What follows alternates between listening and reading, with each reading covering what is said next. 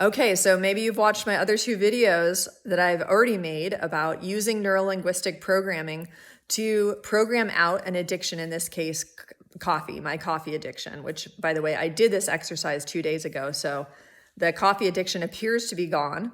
This is what I love about NLP. I actually did an NLP process with a practitioner to delete the memory of my father laughing at me when I was a teenager. I was really emotionally upset one time and my dad laughed at me. And I think it's just fascinating that the technique that we used for that actually eradicated the memory of that sound. When I try to remember my father laughing at me, I literally can't retrieve it. So NLP can be incredibly effective. And so far in the past 2 days since I reprogrammed out my coffee addiction, I've had zero craving when I smell the coffee in the morning. So it seems to have worked so far. So this is what I did after I had already done the future pacing and figured out the choice point, the point at which I'm going to be cued into the fact that I'm going to have a new behavior. And I put in the anchor point of the auditory signal. Watch the last video if you want more context. Now I'm going to reprogram the new behavior by imagining this new behavior. I'll imagine it multiple times over to practice it, to give my subconscious the practice of experiencing it. Because the cool thing about why NLP works is because our brain and the way that we imagine things through sensory information, our body can't tell the difference between what we're imagining and seeing in our mind's eye or feeling in our mind's eye and reality. So that's why it works. So now that I know how I'm going to reprogram it, I'm going to practice that, right? So I'm imagining myself, I'm seeing myself from a distance. This is called dissociation. I'm watching a movie of myself do this behavior, getting up out of bed, going into the kitchen, seeing the coffee that my husband has already made. And then part of this is associated where I'm feeling the sensation of my stomach going, "Urgh," and then the auditory cue, coffee, yuck, which then is the signal for me to go and get my lemon, to make my lemon water. And I also decided to program in another anchor point, which is I love my freedom. When I'm making my lemon water, I love my freedom. I could also build in another anchor, which I want to do, which is putting up a picture of Krishnamurti on my fridge. Now, Krishnamurti, if you'll remember from a slide that I posted on Instagram a few days ago, he said, true liberation is freedom from our automatic responses.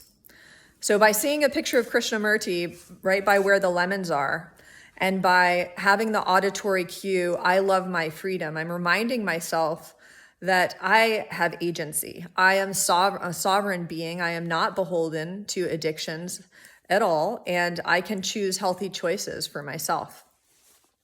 So that's how the NLP works, is you're imagining, I can put the picture of Krishnamurti on my fridge so I don't have to imagine it. So it's an actual physical cue in my environment.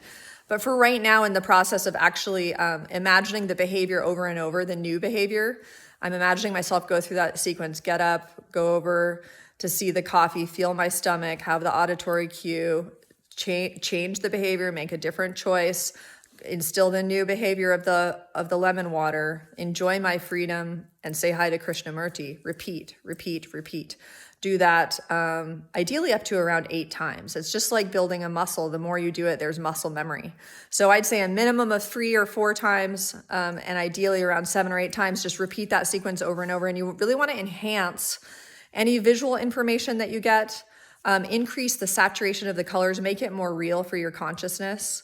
Increase the kinesthetic feeling of the stomach constricting or whatever cue you have used for your reprogramming.